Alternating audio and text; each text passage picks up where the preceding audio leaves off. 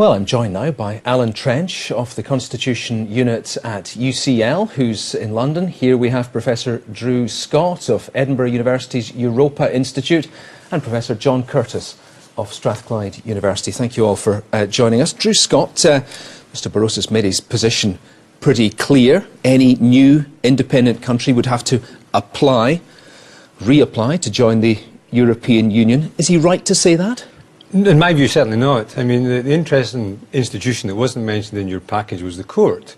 In the final instance, given that citizenship rights are at stake here, plus economic relationships between Scotland and the rest of the UK, in the final instance, this could find its way, and given Mr Barroso's comments, would find its way to the European Court of Justice. And it would ultimately be for the European Court of Justice to make a ruling on this.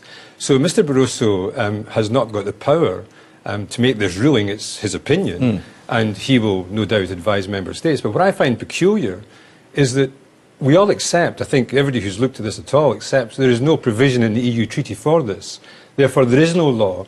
And it strikes me that Mr Barroso is actually making the law as he goes along, and I think that's a rather debatable way to proceed. That's the problem, isn't it? There is no precedent. Something like this has not happened before. So, to an extent, he's having to interpret existing treaties and laws and such like. Well, this is very difficult ground, and I would urge him to exercise some more caution.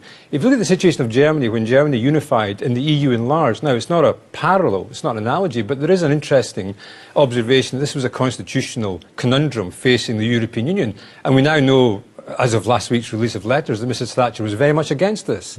But, you know, the European Union, steered by the Commission, helped by the Council, found a way through this and observed the requirements of the treaty that the principle of sincere cooperation is adhered to. And it seems to me that, as I say, Mr Barroso is really, I think, overstepping his actual competence when he's saying these things and making up law as he goes along. Overstepping his competence. Alan Trench, do you agree with that? Well, I don't know if I would say he's overstepping his competence, but it's the view of the Commission President, and it is simply the view of the Commission President, who appears to be applying conventional principles of international law and state succession to treaties in what is a very, very tangled legal situation. Do you think he's got it right? Which I don't think resolves itself that easily. So it's there's some dubiety about it. Do you think he's got it wrong, or is it just that things are a bit muddled? I think things are very muddled. There are all sorts of political pressures on the Commission. I mean, apart from the fact that it's dealing with the huge crisis in the Eurozone and the possible the attempts of the other member states, particularly the Eurozone countries, to deal with that. There's also very immediately and pressingly in the mind of people like Mr Barroso, the situation in Catalonia, which seems much more fevered and much more pressing than the UK necessarily does, and where I've little doubt that the Spanish government will have been explaining its position and its concerns very directly to the Commission and to the other members of the Council of Ministers. Well, indeed, a much more messy situation there, where Catalonia is moving towards some sort of referendum, but without the support of Madrid as it does so. To what extent, then, is Mr Barroso talking in a roundabout way about Scotland, but really talking about Catalonia? He's talking about a situation in the abstract that the Commission would much rather not face, I suspect. And he's trying to find things that deal with Scotland, with Catalonia and with Flanders, as your package mentioned. And all three are particularly difficult. Now, I suspect in the case of Scotland, even more than the other two regions, actually these are issues that would be resolved in the process of negotiations. But of course those are negotiations that could only take place after a referendum, and assuming there were a vote for independence in a Scottish referendum. Well, indeed. And by definition they can't be cut and dried and clear ahead of a referendum. And Drew Scott, the problem here is that, well, the other point that Mr Barroso makes is that Scotland, in effect, would be on the outside in the event of a vote of yes in a referendum. Is that an accurate position to take? Well, I don't accept that as clear-cut at all. I mean, if you look at The only provisions of help in the treaty are provisions, recitals that relate to the general principles of democracy and self-determination and respect for subsidiarity and all the rest of it. Now, it seems to me a rather odd position to take that if a country or a jurisdiction, with the agreement of the member state, in this case the UK, chooses to exercise that democratic right and comes up with this answer, that somehow it be then expelled from the European Union. I think that's a rather odd position for him. If you look at the Article 50, which is on withdrawal, even Article 50, which is when a country wishes to withdraw, which, as far as I'm aware, the Scottish Government don't wish to withdraw, but if there's a withdrawal from the European Union, it's behoven upon the Commission, under that article, that it should seek a satisfactory arrangement for the continuing relationship between the withdrawing country and the European Union. It seems that Mr Barroso has invented a new category of withdrawal, which is immediate expulsion. Now, I'm just simply questioning the legal base and the legal arguments that he is using to come to that conclusion, because we haven't had any. We've had an assertion, and I take Alan's point, it is his position, and he's entitled to his opinion. Yeah. But it would be really nice to see the legal reasoning that contradicts the arguments that others have made about citizenship rights, about economic territorial rights, and so on. And that issue about Rump UK as well. Mr Barroso's view is that again, Rump UK would be part of the EU and Scotland would not. Yeah, again, he's jumping into a debate. Even the House of Commons recent paper accepts there's 3 potential scenarios for our UK in the UK constitutional makeup, which is either both are in, both are out, or our UK is in and Scotland's out. But there is agreement in the constitutional legal profession that this is a matter of some debate. So the domestic constitutionality of his assumptions also need to be tested. And it seems to me a very peculiar place for the President, who stated 2 months ago that the Commission would not directly comment on any member state position unless asked to. And it seems he's very enthusiastic about commenting in these situations. Yes. Without that evidence being put on the table. He's jumped in with both feet, John Curtis, and if nothing else, it stirs up the debate about Scottish independence immensely, because it creates tremendous pressure now on the Scottish Government to rebut this claim. It certainly does. I mean, both my eminent colleagues have both basically said the legal position is not clear. Now, even if you accept that conclusion, that in itself is enough to cause difficulties for the SNP, because the vision of independence that the SNP have offered Scotland since the early 1990s is a vision of independence in Europe, and it's promoted that vision on the basis that there isn't, frankly, any doubt about Scotland's continued membership of the EU. Now, as you can see, we can argue about the exact position, but the fact that a degree of uncertainty has now been cast over those assertions does mean, so far as the Union is concerned, that this is an argument they're happy to pursue, because from their perspective, anything that appears to cast doubt on the credibility of the arguments that the SNP have been promoting for the last 20 years are for them potentially an advantage, because what they're hoping to do is, on the basis of this, to say, well, look, if Mr Salmond and Mr Sturgeon haven't quite got it right on the European Union, and it's uncertain, it would all depend on negotiations that took place after independence,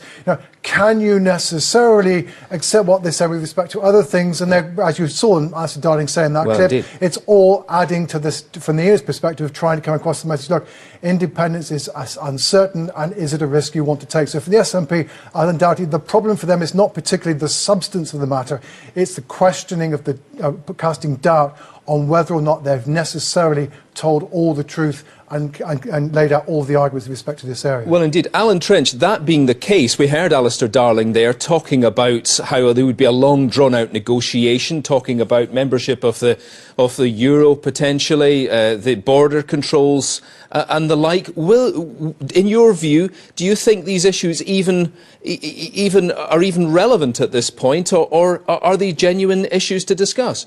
I think they're highly relevant. The problem is that there are too many unknown unknowns here. We really don't know what we're talking about, and that's the great problem with having a referendum that is supposed to be clear, final and decisive about Scottish independence, when so much is necessarily going to be resolved in the other side of the referendum, in those negotiations with the UK and with other parties, including the European Union, if there were to be a vote in favour of independence. So that all makes it really terribly complicated, and a lot will then depend on how strong the hand of a potential independent Scottish government might be, and in those negotiations, and how it decides to play that hand, For example, is it willing to trade other issues for support from the UK for securing Scottish membership from day one?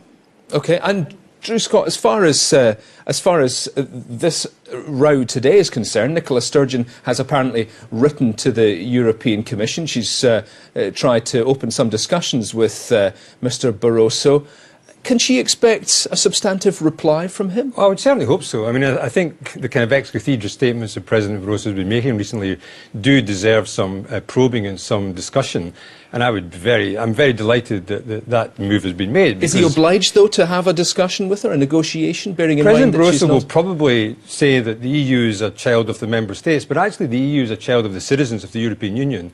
Many times the European Commission reminds us, when it's discussing about solidarity in the budget, that actually this is about the citizens of Europe. Well, this is about the citizens of Europe, so I think he has a moral, if not legal, obligation to enter into discussions with the Scottish Government to ensure that when and if this eventuality comes to pass, that these types of uncertainties, which we know can be, if not entirely eliminated, they certainly can be heavily resolved ahead of 2014 or 2016 or whatever independence in the event of a yes vote would take. So I think there's time for these discussions to be entered into, and I do think there's a certain moral obligation, if not legal requirement, on the President of the Commission, who has now become such a player in this debate, to actually begin to put forward a detailed scenario that he would expect to be followed from his side in the event of a yes vote. Because you can't, I don't think it's credible to say Scotland would simply cease to be a member of the European Union, and the enormous complexities that would then